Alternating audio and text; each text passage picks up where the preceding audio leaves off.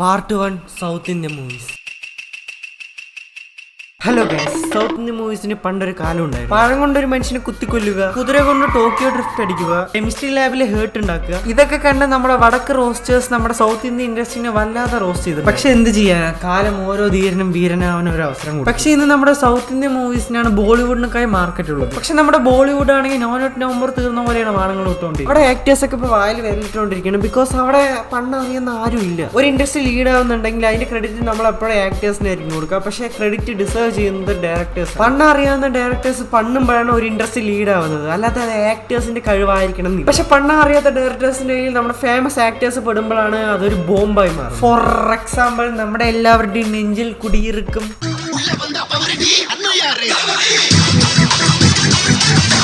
അണ്ണാ, കീർത്തി സുരേഷ് പോകുന്ന ട്രെയിനിൽ terrorist bomb വെച്ചിരിക്കുന്ന അണ്ണാ. കീർത്തി സുരേഷിനെ രക്ഷിക്കാൻ വേണ്ടി 20 കിലോമീറ്റർ ഷർട്ടിന് മേലെ ഷർട്ടിട്ട് വേഗത്തോടിയ വിജയ് എത്തിയത് ഒരു ബ്രിഡ്ജിന്റെ സമീപത്താണ്.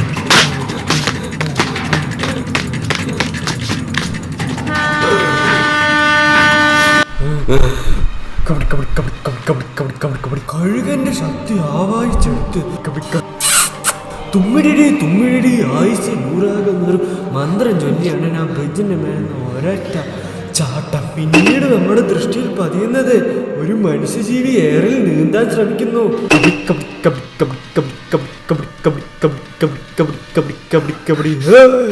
ട്രെയിനോടല് തപ്പില്ല നൻപാ, ആണാ കീർത്തിയെ ഉള്ള വെച്ചോടുതാ തപ്പ്. അണ്ണാ, only you can save dum. அதெல்லாம் முடியாது அண்ணா. ஆ ஷிப்பில் ரேஷ்மிக மந்தானி உண்டு. லொகேஷனை மட்டும் அனுப்பு.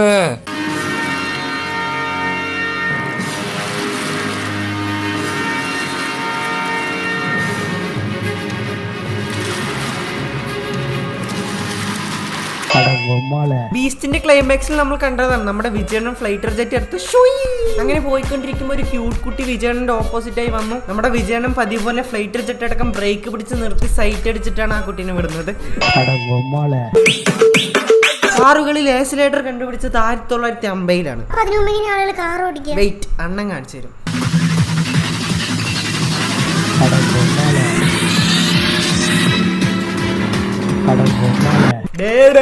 എന്റെ അണ്ണണ്ടാടേ, എന്റെ വിജയനെ പറയുന്നോടെ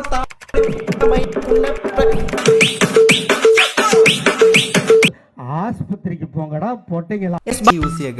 പാർട്ട് 2 ബോളിവുഡ്. എന്തൊക്കെ പറഞ്ഞാലും നമ്മുടെ സൗത്ത് ഇൻഡസ്ട്രി ഒരുപാട് ഇവോൾവ് ആയിട്ടുണ്ട്. ഇതുപോലുള്ള കത്ത് സീനൊന്നും ഇപ്പോഴത്തെ സിനിമയിലൊന്നും അധികം കാണാൻ കിട്ടുന്നില്ല. പക്ഷേ നമ്മുടെ ബോളിവുഡ് ആണെങ്കിൽ ഇവോൾവിംഗ് ഇൻ ബാക്ക്വേർഡ്. അവിടെയുള്ള ഓഡിയൻസ് അവന്റെ സ്നേഹത്തോടെ വിളിക്കുന്നത് ഹോമോ നെപ്പോട്ടിസംസ് എന്നാണ്. ബോളിവുഡിലുള്ള 90% ആളുകൾ നെപ്പോട്ടിസം വഴിയാണ് വന്നിട്ടുള്ളത്. അതായത് അവർ സിനിമ ഫീൽഡിൽ വരാൻ കാരണം അവന്റെ അച്ഛനോ അവന്റെ അച്ഛനോ മുമ്പ് ആക്ടേഴ്സ് ആയതുകൊണ്ടാണ്. അതായത് rich get richer and poor become poor. ഒരു ഏവറേജ് ബോളിവുഡ് സിനിമ നിങ്ങൾ അവിടെ പോയി തിയേറ്ററിൽ കാണുമ്പോൾ സിനിമ തുടങ്ങുന്നത് സ്മോക്കിംഗിന്റെ അവയർനെസ് വെച്ചിട്ടുള്ള ആഡ് കൊണ്ടായിരിക്കും.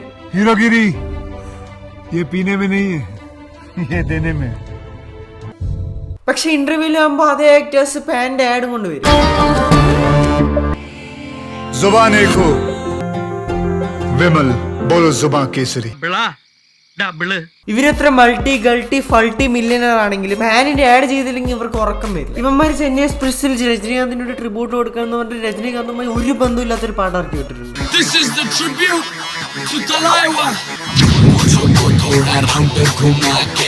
നമ്മുടെ തമിഴ്നാട്ടുകാർ മിണ്ടാണ്ടിരിക്കും. നമ്മുടെ തമിഴ്നാട്ടുകാർ അതിനെതിരെ പാരഡി ആയിട്ട് വേറൊരു പാട്ടിറക്കി.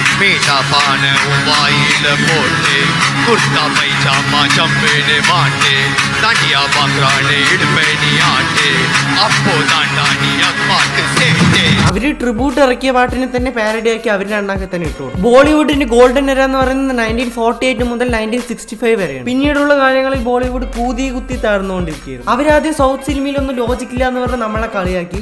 പിന്നീട് സൗത്ത് സിനിമയിനേക്കായി ലോജിക് ഇല്ലാത്ത സീൻ അവരെടുക്കാൻ തുടങ്ങി. എന്റെ കൂട്ടരെ പണ്ട് എന്റെ അടുത്ത് വന്ന് പറഞ്ഞു, നീ ഭാഗ്യം കണ്ടോ എന്ത് ഫൈറ്റ് ആണെന്ന് അറിയാം. നമ്മുടെ സൗത്തത്തെ ഫൈറ്റ് എന്നല്ല ഫൈറ്റ്, അതൊക്കെ ബോളിവുഡത്തെ ഫൈറ്റ്. നീ കണ്ടു നോക്കട്ടെ, കാസറ്റിനെ വേണമെങ്കിൽ തരാം. അങ്ങനെ അവൻ്റെ കാസറ്റ് വാങ്ങി DVD പ്ലെയറിൽ ഇട്ട് നോക്കി. പക്ഷേ സിനിമ എനിക്ക് കാണാൻ പറ്റില്ല, കാരണം ആ കാസറ്റിന്റെ ബാക്കിൽ ഫുള്ളും വെട്ടും കുത്തുമായിരുന്നു. അത് കഴിഞ്ഞ് കുറച്ച് കാലം കഴിഞ്ഞ് ബാഗി 3 റിലീസായി. അതിന് പോസ്റ്ററും ടീസറൊക്കെ കണ്ടു. എനിക്ക് ഭയങ്കരമായിട്ട് ഇഷ്ടപ്പെട്ടു. അങ്ങനെ ടിക്കറ്റ് എടുത്ത് തിയേറ്ററിൽ പോയി കണ്ടു.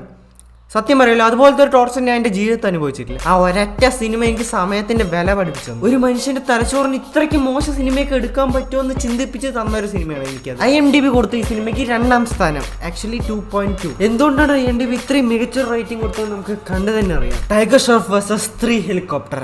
നോക്കാം നമുക്ക് ആര് ജയിക്കുമെന്ന്. 3 പ്ലെയിനും കൂടി അണ്ണനെ ചുറ്റി വളച്ചിരിക്കുകയാണ് ഗൈസ്. അവർ പടക്കം കുത്തി പൊട്ടിക്കാൻ തുടങ്ങി. അണ്ണന് വേറെ വഴിയില്ലാണ്ട് അണ്ണൻ ബൂബീസും കാണിച്ച് ഓടുന്ന കാഴ്ചയാണ് നിങ്ങൾ കണ്ടുകൊണ്ടിരിക്കുന്നത്. ബാക്കിലുള്ള മിസൈലിന്റെ ലോഞ്ചിൽ അണ്ണന്റെ തീപ്പൊരി പോലും ബാക്കി കിട്ടില്ല എന്ന് ഞാൻ വിചാരിച്ചിരിക്കുമ്പോഴാണ് അണ്ണൻ ഒരു ചാട്ടം ചാടുന്നത്. ചാട്ടം കഴിഞ്ഞിട്ടുള്ള അടുത്ത ഫ്രെയിമിൽ നമ്മൾ കാണുന്നത് ഹെലികോപ്റ്ററിൽ പിടിച്ചു നിൽക്കുന്നു. ടൈഗർ ബായ് ഇങ്ങനെ ഫ്രണ്ടിക്ക് ചാടി ബാക്കിലുള്ള ഹെലികോപ്റ്ററിനെ പിടിച്ചെന്ന് ഞാൻ ആലോചിച്ചു. പക്ഷെ തെറ്റെന്റെ ഭാഗത്താണ്. ഞാൻ അങ്ങനെ ആലോചിക്കാൻ കൂടി പാടില്ല. ടൈഗർ ബായുടെ മൂവിയാണെന്ന് ഒരു നിമിഷം ഞാൻ മറന്നുപോയി. അത് കഴിഞ്ഞ് നമ്മൾ ടൈഗർ ബായ് ബൂബീസും കാണിച്ച് ഹെലികോപ്റ്ററിലുള്ള ആളുകളൊക്കെ ചട്ടപ്പെട്ടാന്ന് ഇടിച്ച് തെറിപ്പിച്ച് എല്ലാ ഹെലികോപ്റ്ററിനെയും കൂടി ഒരു പെരുമിണ്ട് പോലെ കെട്ടി അതിന് മേലെ നിൽക്കും. ടൈഗർ ഷ്രോഫിന്റെ അടുത്തൊരു മൂഞ്ചിയ സിനിമയാണ് ഹീറോ 12. ഈ സിനിമ ഹീറോയുടെ ചന്തയെ കുറിച്ചാണ്. മാളിൽ വെച്ചിട്ട് നമ്മുടെ ഹീറോയിൻ നമ്മുടെ ടൈഗർ ഷ്രോഫിനെ കണ്ടിട്ട് ബബ്ലു എന്ന് വിളിക്കുന്നു. ടൈഗർ ഷ്രോഫ് പറയുന്നു, എന്റെ പേര് ബബ്ലു അല്ല, എന്റെ പേര് RJ ആണ്. പക്ഷെ അത് കേട്ടിട്ട് വിശ്വാസം വരാത്ത നമ്മുടെ ഹീറോയിൻ കൈബോക്കി ട്രൗസർ ഊരി നിൽക്കാൻ പറയുന്നു. ബിക്കോസ് നമ്മുടെ ഹീറോയിന്റെ പഴയ ലവറിന്റെ പേരാണ് ബബ്ലു. അവന്റെ ചന്തിയിലും വലിയ കറുത്ത പാടുണ്ട്. ടൈഗർ ഷ്രോഫ് മാളിൽ വെച്ചിട്ട് ജട്ടി ഊരി നിന്നതിനെ മാത്രം നമ്മുടെ ഹീറോയിൻ ടൈഗർ ഷ്രോഫിനെ വിടുന്നു. ടൈഗർ ഷ്രോഫ് പബ്ലിക്കലി മാളിൽ ജട്ടി ഊരി നിൽക്കുക. ആൻഡ് അവിടുത്തെ സെക്യൂരിറ്റി ഗാർഡ് എന്താ ചെയ്യുന്നത്? Bro doesn't hesitate. ബ്രോ ആ കറുത്ത പാട് കണ്ടുപിടിക്കാൻ വേണ്ടിയിട്ട് ഒരുപാട് കഷ്ടപ്പെടുന്നുണ്ട്. ചന്തിയോട് ഇത്രയും ക്ലോസപ്പിൽ നിന്നിട്ട് അയാൾ എന്ത് ബ്ലാക്ക് ഹോൾ ആണോ കണ്ടുപിടിക്കുന്നത്? ടൈഗർ ഷ്രോഫിന്റെ ചന്തിയിൽ മറുകില്ലെന്ന് മനസ്സിലാക്കി നമ്മുടെ ഹീറോയിൻ ടൈഗർ ഷ്രോഫിനെ പറഞ്ഞു വിടുന്നു. What A brilliant concept bro.